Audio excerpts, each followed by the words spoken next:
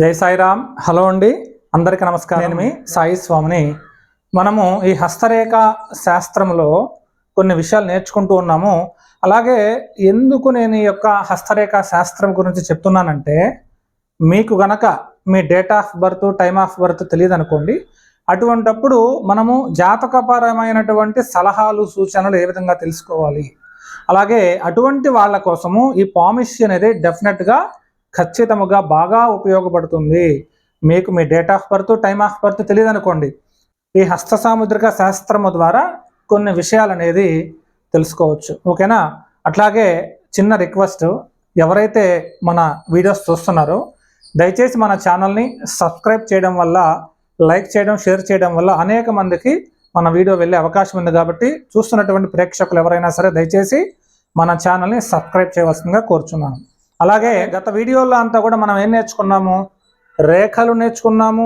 ముందుగా అయితే ఈ రేఖలు ఇంకొకసారి మీకు జ్ఞాపకం చేస్తున్నాను. ఇది వచ్చేసి లైఫ్ లైన్, జీవిత రేఖ అంటారు. ఇదేం రేఖ చెప్పండి? ఇదేం రేఖ? శిరోరేఖ లేదంటే హెడ్ లైన్ అని చెప్పేసి చెప్తారు. ఇది వచ్చేసి హృదయ రేఖ లేదంటే హార్ట్ లైన్ అని చెప్పేసి చెప్తారు. ప్రధానంగా ఈ రేఖలు మీరు బాగా గుర్తుపెట్టుకోండి. ఓకేనా? గ్రహములు మన అరచేతిలో ఏ ఏ స్థానాల్లో ఉంటాయో గత వీడియోలో నేర్చుకున్నాము. అలాగే ఇప్పుడు వచ్చేసి ఈ వీడియోలో ఆ గ్రహస్థానముల వల్ల ఏ విధమైన ఫలితాలు వస్తాయి అనే విషయాన్ని మనం నేర్చుకున్నాం. ముందుగా అయితే ఇంకొకసారి మీకు జ్ఞాపకం చేస్తున్నాను. ఇది బుధస్థానము, ఇది వచ్చేసి రవిస్థానము. ఇక్కడ రాస్తాను చూడండి. ఇది వచ్చేసి బుధస్థానము, ఇది వచ్చేసి రవిస్థానము. అలాగే శని యొక్క స్థానము, ఇది వచ్చేసి గురుస్థానము. సో ఈ విషయం అందరికీ కూడా తెలుసు కదా. ఏవైతే ఈ గ్రహములకు ఉన్నటువంటి స్థానములు ఉన్నాయో, మరియు ఇది వచ్చేసి చంద్రస్థానము, అలాగే శుక్రస్థానము, 1వ కుజస్థానము, 2వ కుజస్థానము.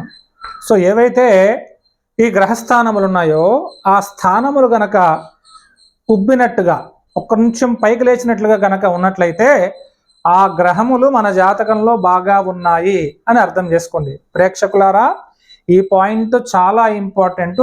బాగా వినండి, ఇంకోసారి చెప్తాను. మీ అరచేతిలో ఏవైతే గ్రహాలు ఉంటాయో గ్రహస్థానములు, ఆ గ్రహస్థానములు గనక చదునుగా కాకుండా కొంచెము ఉబ్బినట్లుగా గనక ఉన్నట్లయితే ఆ గ్రహము మీ జాతకంలో చాలా బాగా ఉంది, మంచి ఫలితాలను ఇస్తుంది. ఒకవేళ గనక మీ అరచేతిలో ఏదైనా గ్రహం బాగుంది లేదా ఏదైనా గ్రహం బాగలేదు అని తెలుసుకోవాలి అంటే ఒక్కసారి మీ అరచేతిని బాగా పరీక్షించండి. ఇలా పెట్టినప్పుడు మీ అరచేతిలో ఏ స్థానము పైకి లేచింది. ఉదాహరణకి ఇది గురుస్థానం కదా. ఈ భాగం ఏదైతే ఉందో ఈ భాగం గనక కొద్దిగా పైకి లేచినట్లుగా, ఉబ్బినట్లుగా గనక ఉన్నట్లయితే ఈ గురు భగవానుడు మీకు చాలా అనుకూలంగా ఉన్నాడు అని చెప్పేసి అర్థం చేసుకోండి. స్వామి, గురువు బాగున్నాడు, దానివల్ల మాకు ఏ విధమైన ఫలితాలు వస్తాయి అంటే, గురువు దేనికి కారకుడు? ఒకటి విద్యలకి కారకుడు, అలాగే తర్వాత పలుకుబడికి కారకుడు, మరియు కార్యదక్షతకి కూడా కారకుడు. గురుస్థానము మన అరచేతిలో చాలా బాగుండాలి. గురుస్థానం గనక బాగున్నట్లయితే మిగతా ఏ స్థానాలు కొంచెం అటు ఇటు అయినా సరే పర్వాలేదు. సో గురుస్థానము గనక కొద్దిగా మీ చేతిలో గనక పైకి లేచినట్లు, ఉబ్బినట్లు గనక ఉన్నట్లయితే ఆ గురువు మీ జాతకంలో చాలా బలంగా ఉన్నాడు. గురుస్థానం గనక బాగున్నట్లయితే సో దాని వలన మీకు మీ జీవితంలో చక్కటి విద్యని, పట్టుదల, ఆత్మాభిమానము, పలుకుబడి ఇవన్నీ కూడా మీకు బాగా సిద్ధిస్తాయన్నమాట.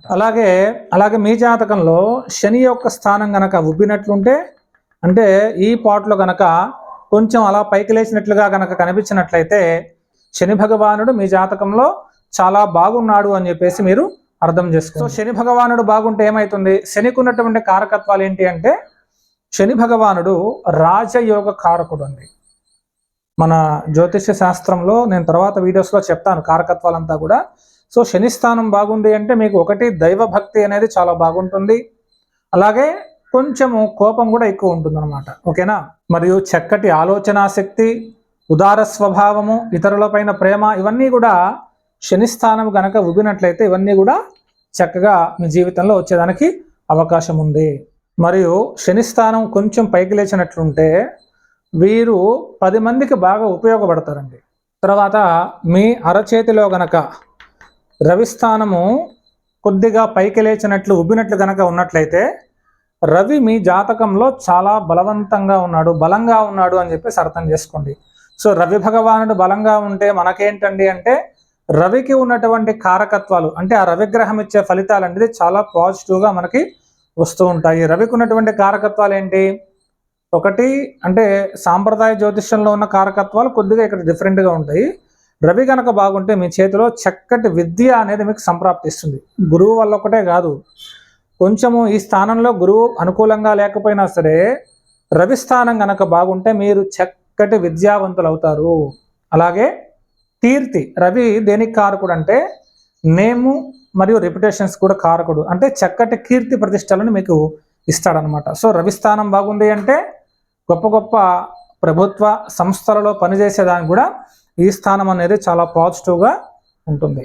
అలాగే తర్వాత బుధ భగవానుడు. సో ఈ బుధ స్థానం కనుక మీకు మీ అరచేతిలో కొద్దిగా ఉబ్బినట్లుగా పైకి లేచినట్లుగా ఉన్నట్లయితే సో బుధుడి యొక్క అనుగ్రహం చేత, బుధుడు అంటేనే బుధగ్రహము అంటేనే ఇది కంప్లీట్గా వ్యాపారకారక ప్లానెట్ అనమాట. అంటే కొంతమంది బిజినెస్లో బాగా సక్సెస్ అయి ఉంటారు కదా, అటువంటి వాళ్ళ యొక్క అరచేతి చూడండి ఖచ్చితంగా బుధస్థానం కొద్దిగా పైకి లేచే ఉంటుంది. ఓకేనా? అలాగే బుధుడు దేనికి కారకుడు అంటే జ్ఞానకారకుడు. బుధుడు కనుక మీ అరచేతిలో బాగుంటే బుధస్థానము మీకు చక్కటి జ్ఞానము అనేది సిద్ధిస్తుంది. దాని వలన చక్కటి తెలివితేటలు ఉంటాయి, మంచి నాలెడ్జ్ మరియు బిజినెస్లో బాగా సక్సెస్ సాధించేదానికి అవకాశం అయితే ఉంటుందండి. సో బుధస్థానం బాగుంటే వ్యాపారంలో చక్కటి వ్యాపారంలో రాణిస్తారన్నమాట. మరియు మీ చేతిలో గనక ఏదైతే ఈ యొక్క చంద్రస్థానం ఉన్నదో సో ఈ గ్రహస్థానముల మీద ఆల్రెడీ నేను ఇంతకుముందు వీడియో చేశాను. ఎవరైనా చూడకపోతే ఆ వీడియో చూడండి, అప్పుడే మీకు ఈ యొక్క గ్రహస్థానం అనేది అర్థమవుతుంది అన్నమాట. ఓకేనా?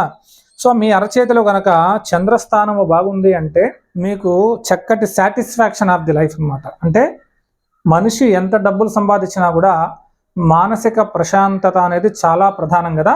సో ఆ మనశ్శాంతి అనేది చంద్రుడి యొక్క స్థానాన్ని బట్టి మనకి కలుగుతుంది. సో కొంతమంది చూడండి ఎంత డబ్బులు ఉన్నా సరే వాళ్ళకి సంతృప్తి అనేదే ఉండదన్నమాట.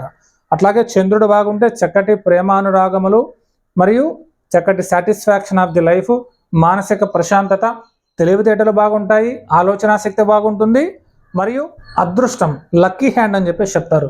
సో చంద్రస్థానం బాగుంది అంటే వాళ్ళకి కొంచెము అదృష్టం అనేది వాళ్ళ వెంట వస్తూ ఉంది అని చెప్పేసి మనకి శాస్త్రాల్లో చెప్తూ ఉన్నారు. అలాగే తర్వాత శుక్రస్థానము. సో ఏదైతే ఈ యొక్క శుక్రస్థానం ఉందో సో మీ జాతకంలో అంటే మీ అరచేతిలో కనుక ఈ శుక్రస్థానము బాగుంది అంటే మీకు చక్కటి ప్రేమానురాగములు, భార్య ద్వారా లబ్ధి పొందడము మరియు అదొక్కటే కాదు, శుక్రుడు దేనికి కారకుడు?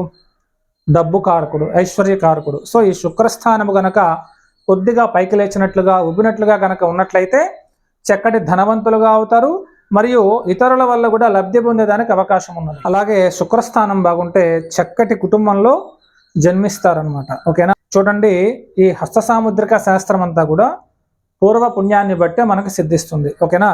సో ఈ విధంగా మరియు శుక్రస్థానం బాగుంటే ప్రేమ, జాలి, కరుణ మరియు ఫ్యామిలీతో చక్కటి అటాచ్మెంట్ ఇవన్నీ కూడా బాగుంటాయి. అలాగే కుజస్థానం బాగుంటే కుజుడు దేనికి కారకుడు అంటే ధైర్యము, ధైర్య సాహసాల కారకుడు. కాబట్టి జాతకంలో కుజస్థానం కూడా బాగుండాలి, లేకపోతే పెరిగి పందలుగా ఉంటారు.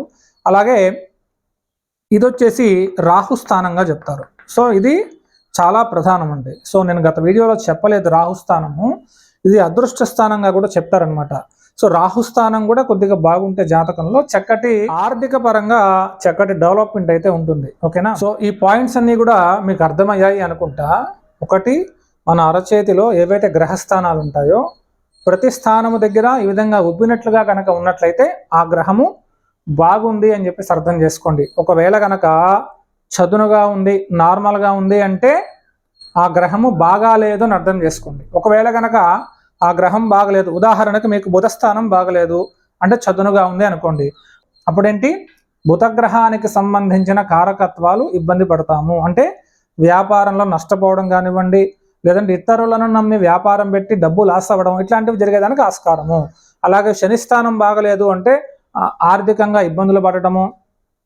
సో ఈ విధంగా ఏదైతే స్థానము, రవి స్థానం బాగలేదంటే కొంచెం చదువు ఆగిపోవడము, స్టడీస్ పరంగా ఎడ్యుకేషన్ పరంగా కొద్దిగా ఇబ్బంది పడ్డము. ఈ విధంగా ఏ గ్రహం బాగుంది మన అరచేతిలో, ఏ గ్రహం బాగలేదు. సో ఇటువంటివన్నీ కూడా తెలుసుకుంటే మనకి జీవితంలో మంచి ఫలితాలు కలుగుతాయి. ఒకవేళ కనుక ఏదైనా గ్రహం బాగలేదు, సో ఆ గ్రహానికి సంబంధించినటువంటి చిన్న చిన్న పరిహారాలు చేసుకోవడం వల్ల చక్కటి మంచి ఫలితాలని మనము పొందేదానికి అవకాశం ఉంది. సో కాబట్టి ఈ పాయింట్ మీకు అర్థమైంది అనుకుంటా. సో ఎవరైతే మన వీడియోస్ చూస్తున్నారో దయచేసి మన ఛానల్ని సబ్స్క్రైబ్ చేయండి, లైక్ చేయండి, షేర్ చేయండి. సర్వే జన సుఖినో భవంతు. ఓం శాంతి శాంతి శాంతి. జై సాయిరామ్.